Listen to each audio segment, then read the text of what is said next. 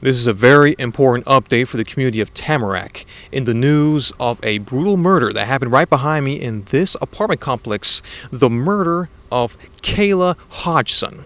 Now, she has been identified by friends and family as Kayla Hodgson on social media, so here's a picture of her. With new details released, 28-year-old Sakita Thompson, age 28, from Springfield, New York, was arrested by New York police officers. She's expected to be extradited to Broward County to face one count of first-degree murder.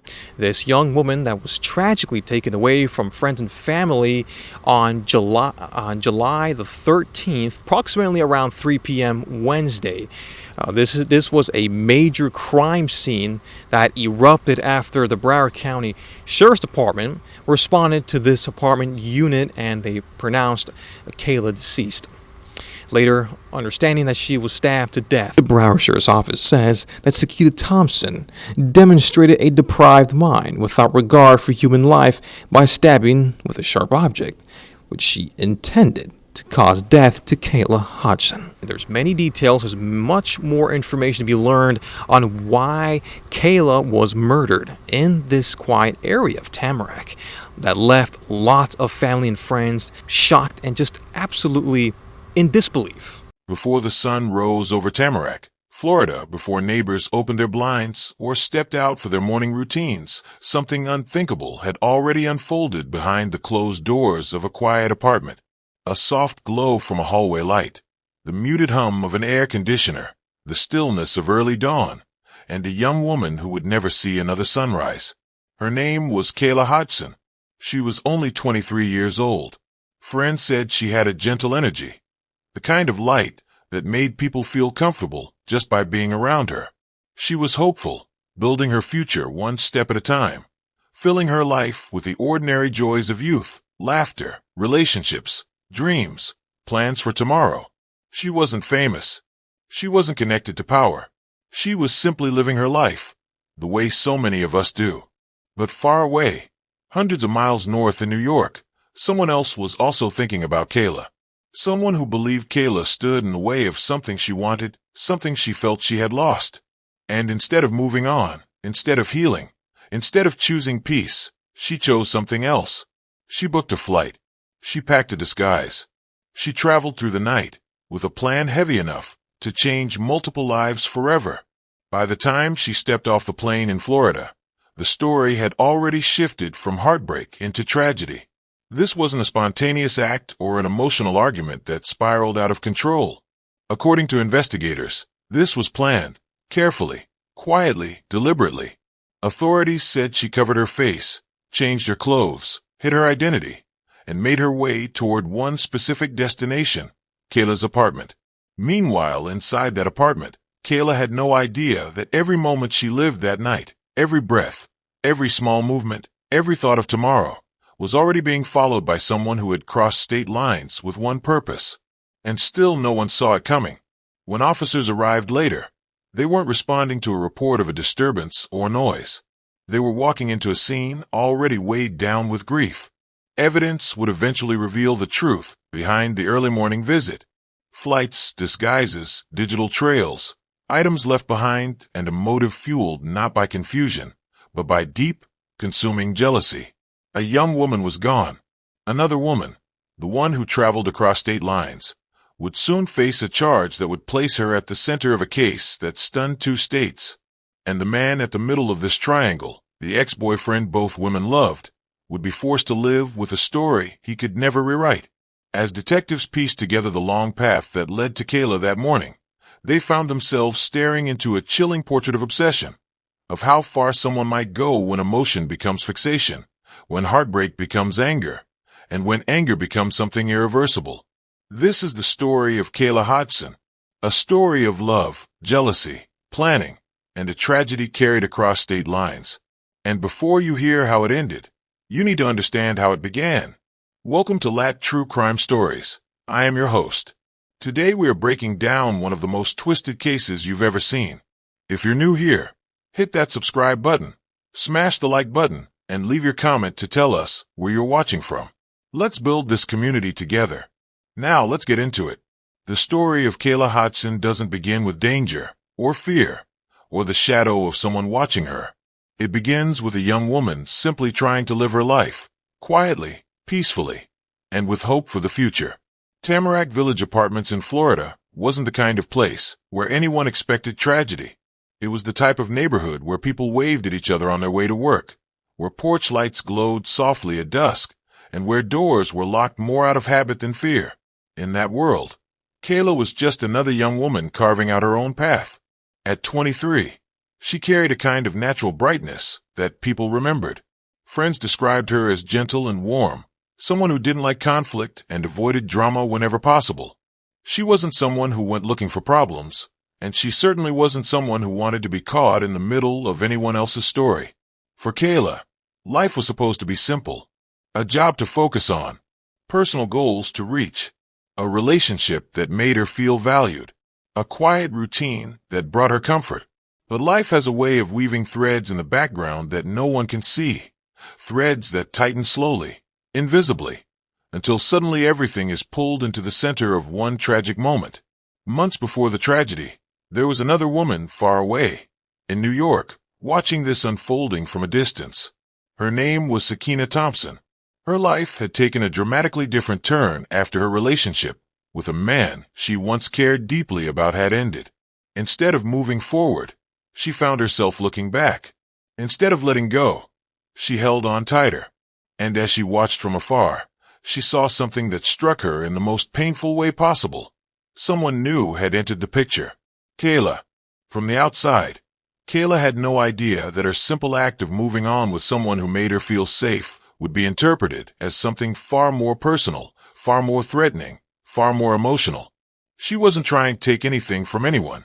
She wasn't trying to hurt anyone. She was simply building a life that felt right for her. She likely never imagined that someone she'd never met had begun to see her not as another person in the world, but as a rival, someone who stood between them and the life they felt they deserved. State of Florida versus Sakina Thompson. A burden lifted. We, the jury, find as follows as the defendant in this case. The defendant is guilty of murder in the first degree. Guilty is what this family has waited to hear for more than 3 years. We finally have some justice for Kayla. A jury found Sakina Thompson guilty of killing 23-year-old Kayla Hodgson in 2022. Prosecutors argued Thompson surprised Hodgson at her Tamarack apartment, confronted her about the two of them dating the same man, and then stabbed her to death. December 22nd. Hodgson's family cried tears of joy in the courtroom Tuesday.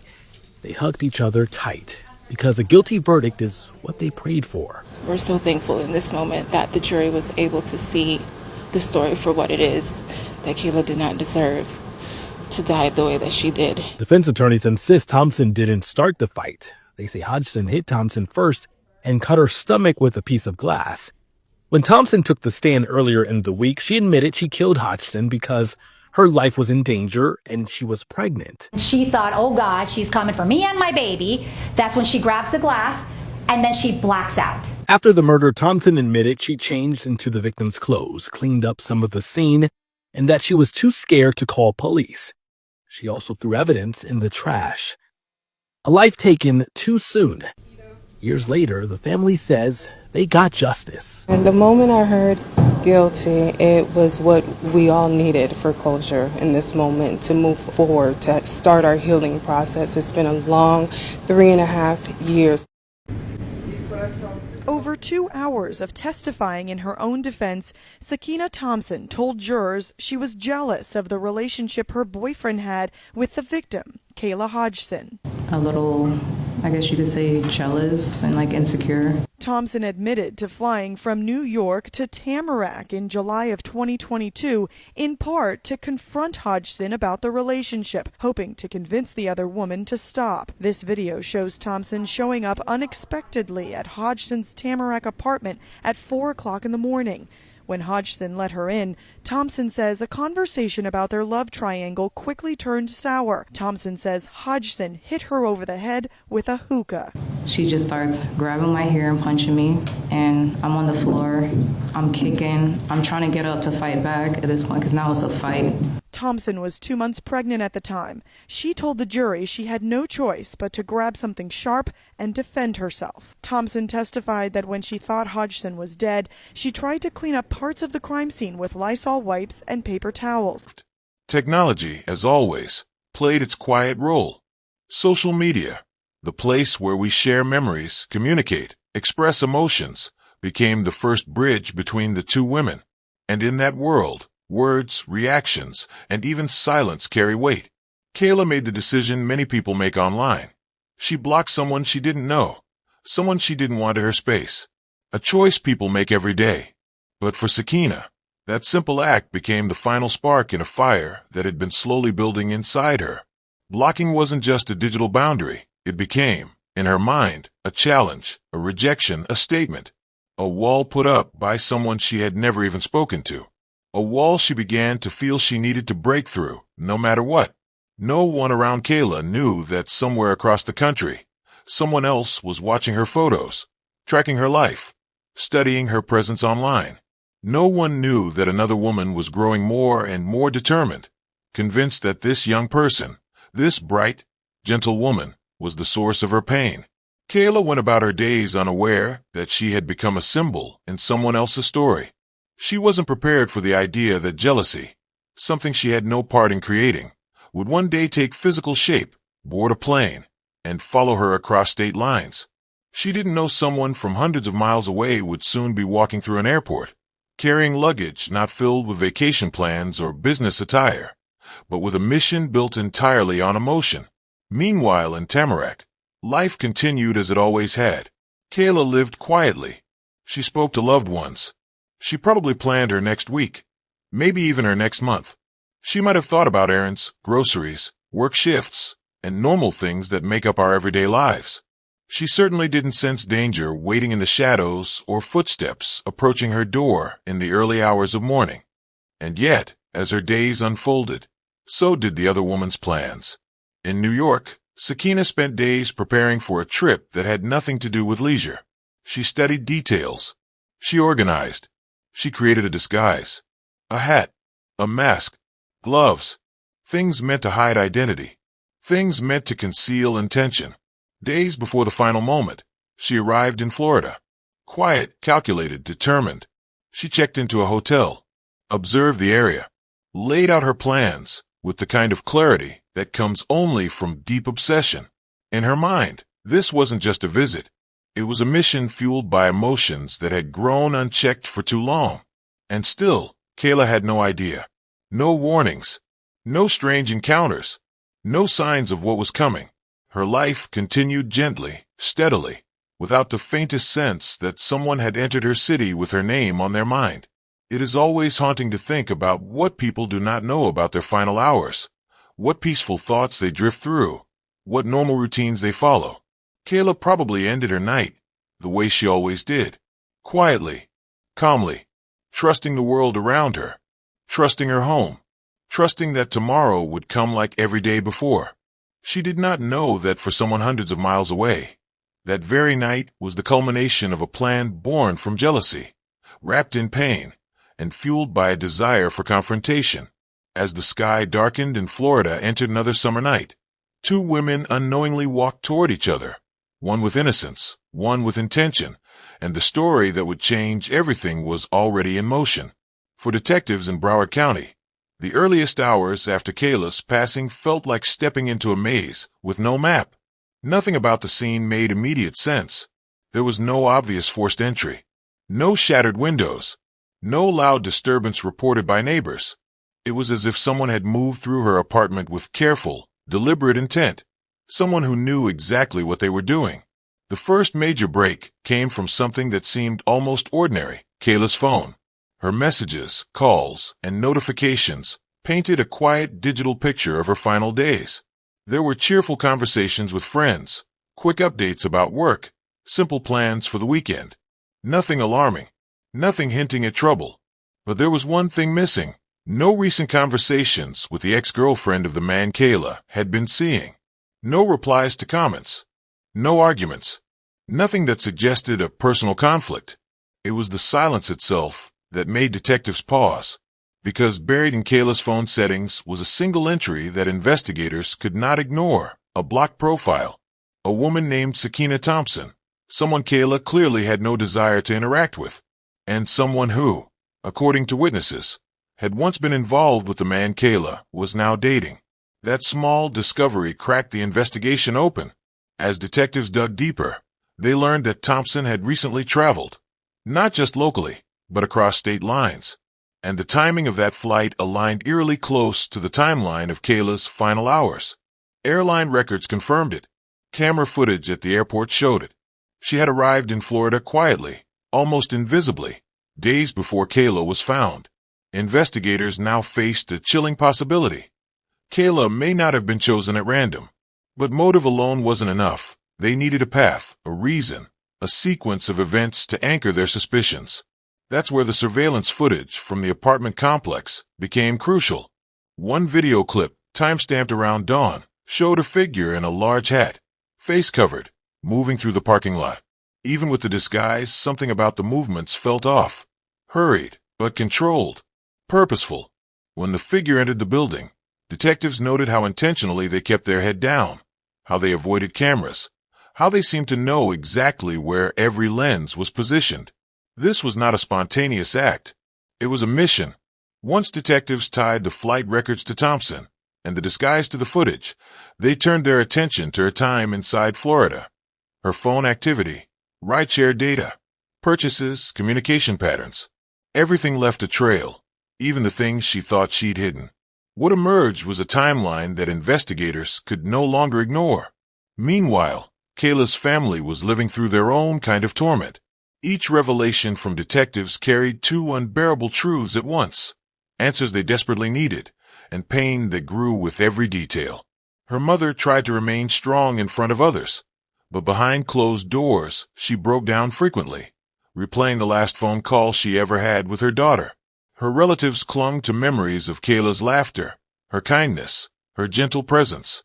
And now they faced the reality that someone may have traveled across states, consumed by jealousy, to take that light away. Community members in Tamarack were just as shaken. Kayla had been a friendly neighbor, someone who smiled when passing by, someone who didn't cause trouble. To learn that a harmful plan had been carried out in their quiet complex felt surreal.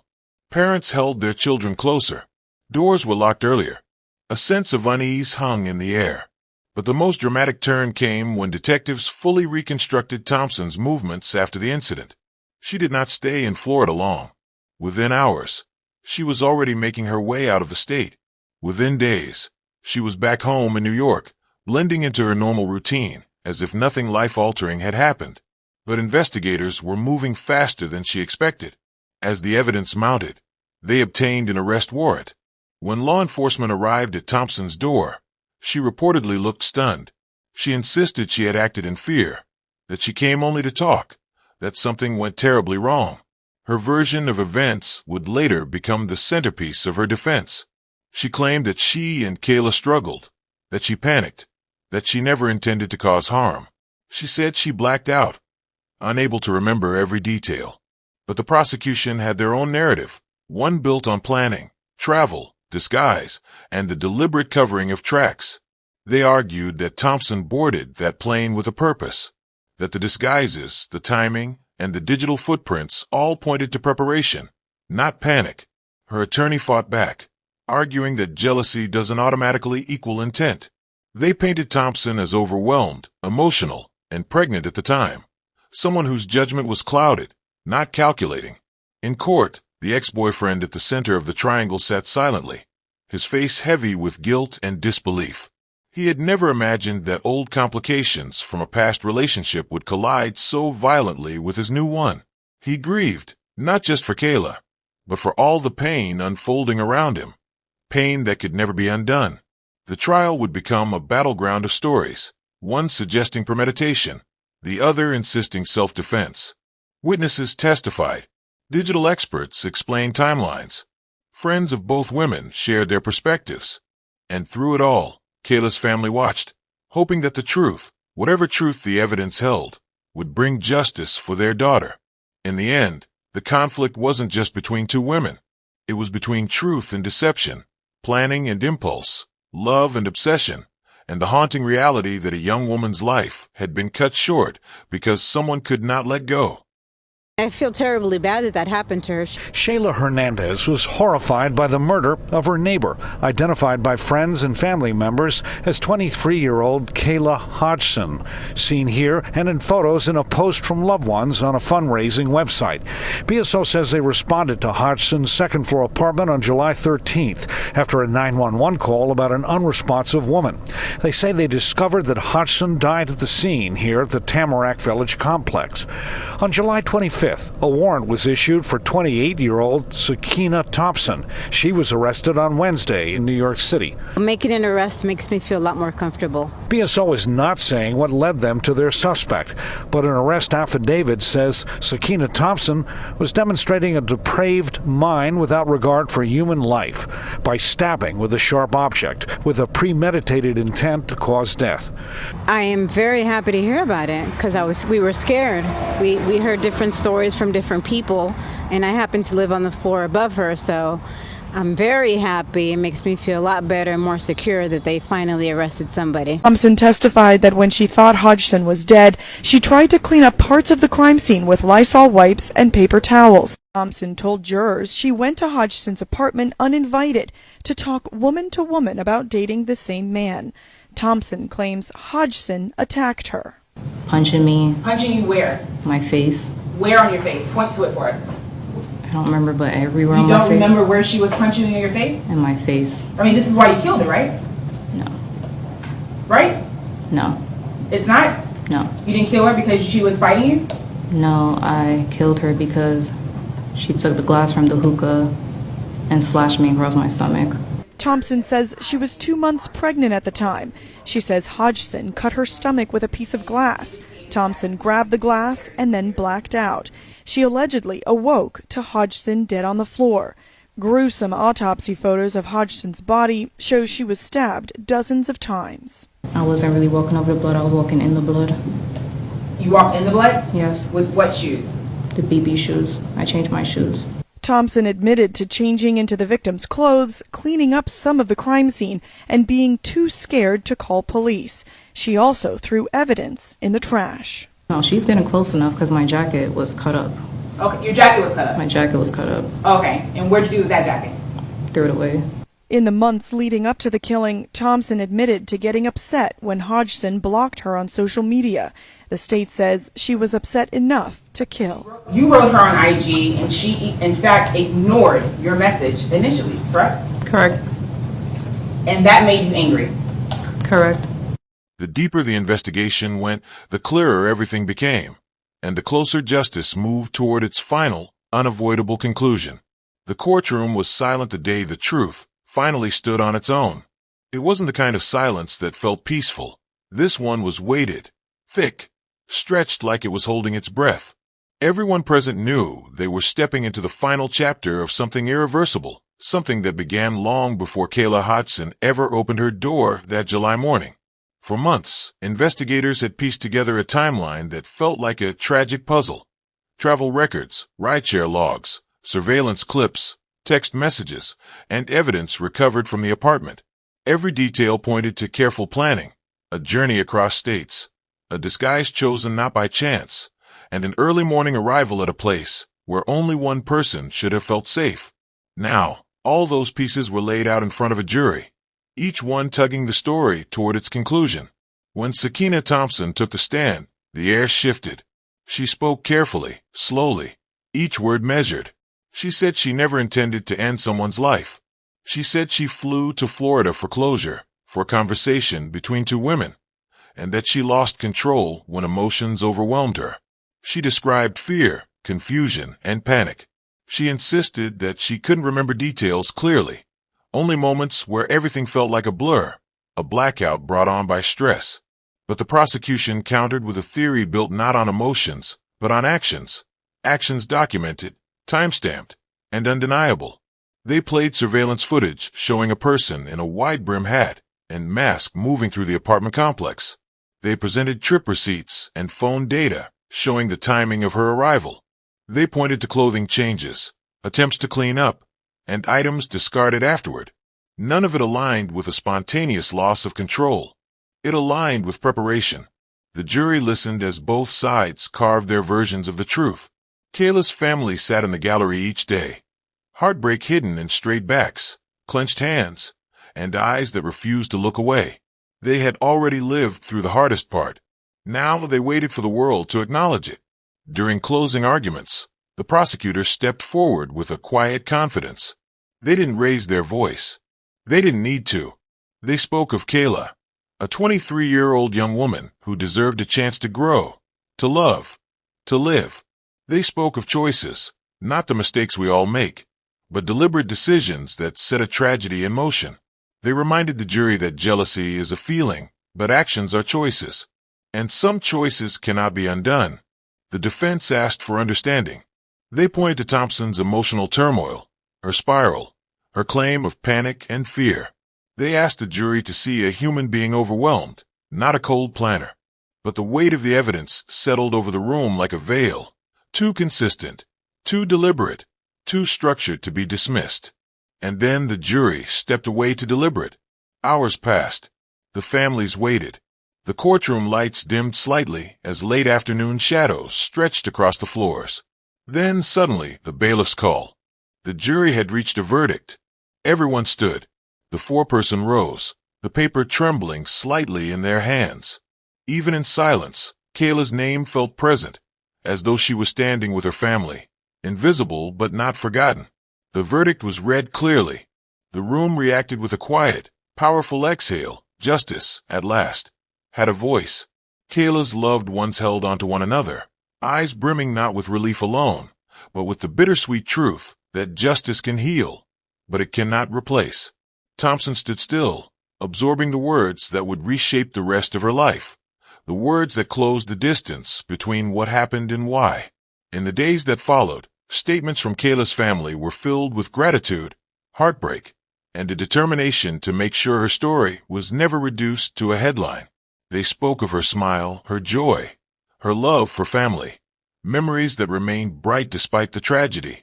Friends shared pictures, stories, and moments that painted Kayla not as a victim, but as a vibrant human being who deserved so much more than the ending she received.